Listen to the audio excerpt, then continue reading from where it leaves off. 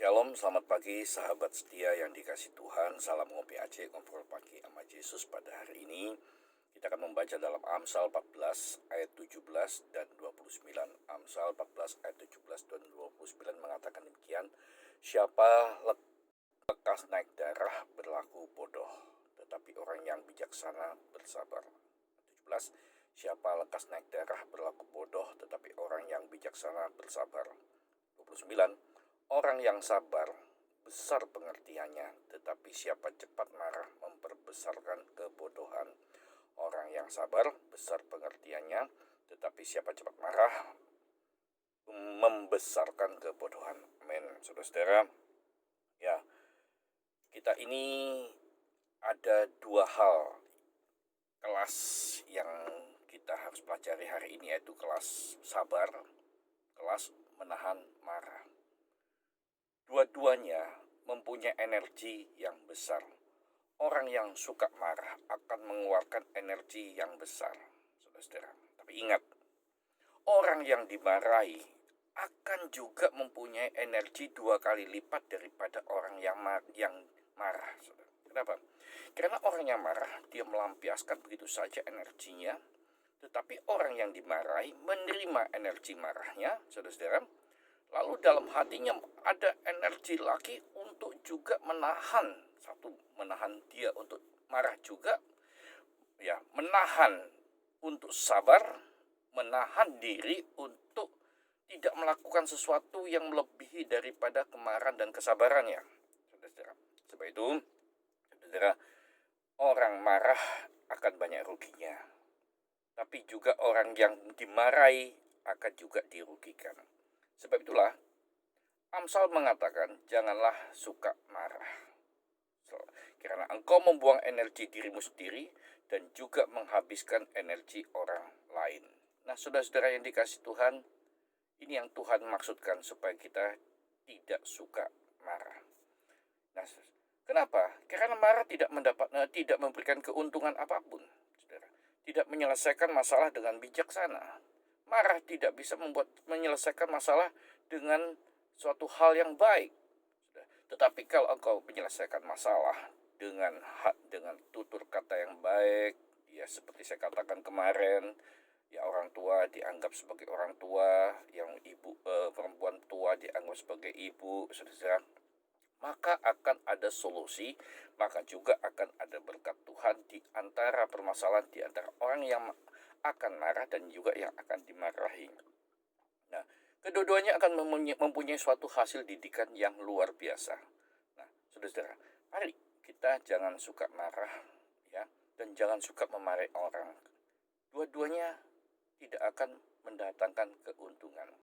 Nah, saudara, yang kedua, kelas kedua ialah kelas sabar. Ini yang paling sulit. Ketika kita diminta untuk menjadi orang sabar, suatu hal yang sulit. Kenapa? Karena ada batasan-batasan yang ada dalam diri kita masing-masing.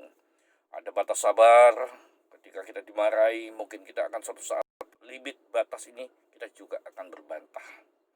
Ketika kita sabar, saudara, ada batas sabar di sekian-sekian, limitnya tidak sekian tapi sekian, kita juga mulai hilang kesabaran, saudara.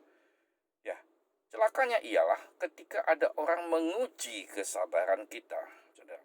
Menguji kesabaran kita.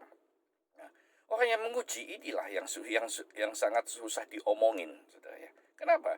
Dia suka memancing-mancing orang yang sabar, ya. Orang yang sehingga dia tidak pernah berpikir orang yang sabar ini juga akan bisa kehilangan kesabarannya, saudara. Ya, mungkin kita akan berpikir, oh orang yang sabar nggak apa-apa, ya kita tegur, kita marahi. Tapi ingat, saudara, orang yang sabar pun akan mempunyai batas kesabarannya. Lihatlah, Tuhan begitu sabar, sangat sabar banget, ya, tidak terbatas kesabarannya. Tetapi suatu saat ketika anak-anak Tuhan mulai bandel, ya, mulai memancing kesabaran Tuhan juga ada, ya, ada tindakan untuk orang tersebut supaya dia sadar, jangan menguji kesabaran Tuhan, saudara.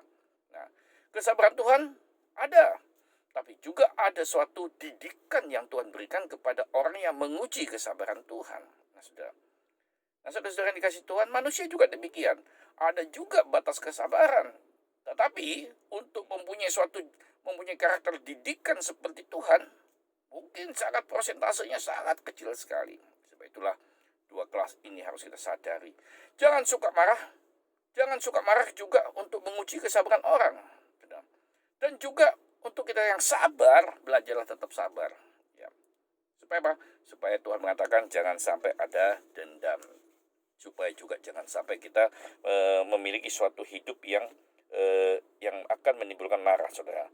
Disebutkan ya, hati yang tenang, saudara, kesabaran ini dalam ayat yang ke-30 dalam Amsal yang 14, hati yang tenang menyegarkan tubuh. Ya, hati yang tenang menyegarkan tubuh. Nah, ya, Amsal 30a. Artinya, orang yang marah hendaklah mempunyai hati yang tenang karena menyegarkan tubuh. Untuk engkau tidak marah, tenangkan hatimu. Dan orang yang dimarahi juga tenangkan hatimu. Orang yang sabar juga tenangkan hatimu. Saya percaya dengan menenangkan hati kita, solusi semua masalah akan bisa terselesaikan. Tenangkan hatimu, karena di situ hatimu mengendalikan semua pikiran dan semua apa yang ada dalam tubuh kita. Tuhan mengatakan, untuk marah, tenangkan hatimu. Untuk sabar, juga tenangkan hatimu. Supaya apa? Supaya tidak ada energi yang terbuang dengan sia-sia. Jika tenang, energi ini akan terkumpul dengan baik. Hati yang tenang akan mengumpulkan energi yang baik dan menghasilkan sesuatu tindakan juga yang baik. Tuhan Yesus memberkatimu hari ini, ya. Belajarlah untuk tidak marah dengan menenangkan hatimu. Belajarlah untuk sabar juga dengan menenangkan hatimu. Supaya energimu menjadi energi yang memberkati banyak orang dan memberkati diri kita sendiri. Haleluya. Tuhan Yesus memberkatimu. Salam Ngopi Aceh. God bless you.